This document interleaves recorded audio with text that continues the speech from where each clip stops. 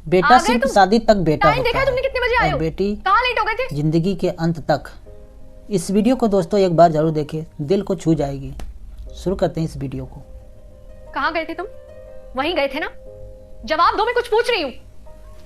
खाना लगा दो, भूख लगी है।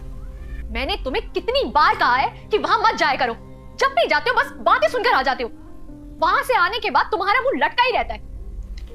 कम से कम एक गिलास पानी तो पिला दो। तुम्हारा वहां जाए बिना मन नहीं लगता है ना? भाई आज पानी तुम तो डिसाइड पिला कर ही लो दे। कि तुम्हें अपने परिवार के साथ रहना है या मेरे साथ। तुम्हारा तो उनके बिना दिल लगता ही नहीं है। तुम खाना लगा रही हो या मैं खुद ले लूं? वहां से आने के बाद ऐसे बैठ जाती हो जैसे पता नहीं क्या लुट गया है तुम्हारा। मुझसे नहीं देखा जाता है तुम्हारा ये उदास चेहरा। हो बोले ही जा रहे भाई। तुम्हें कोई फर्क नहीं पड़ता है ना? बिल्कुल फिक्र नहीं है ना मेरी?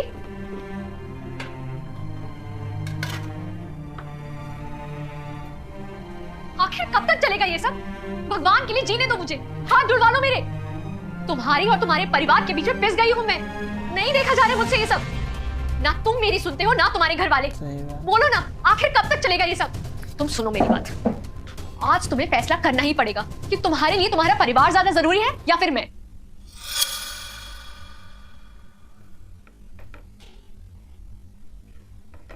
मेरे लिए मैं सबसे ज्यादा जरूरी था, जो कि अब नहीं हूं। मैं मरा नहीं हूं, लेकिन मेरे जज्बात वो मर गए हैं। तुम चाहती हो कि मैं तुम्हारे लिए अपने घर वालों को छोड़ दूं।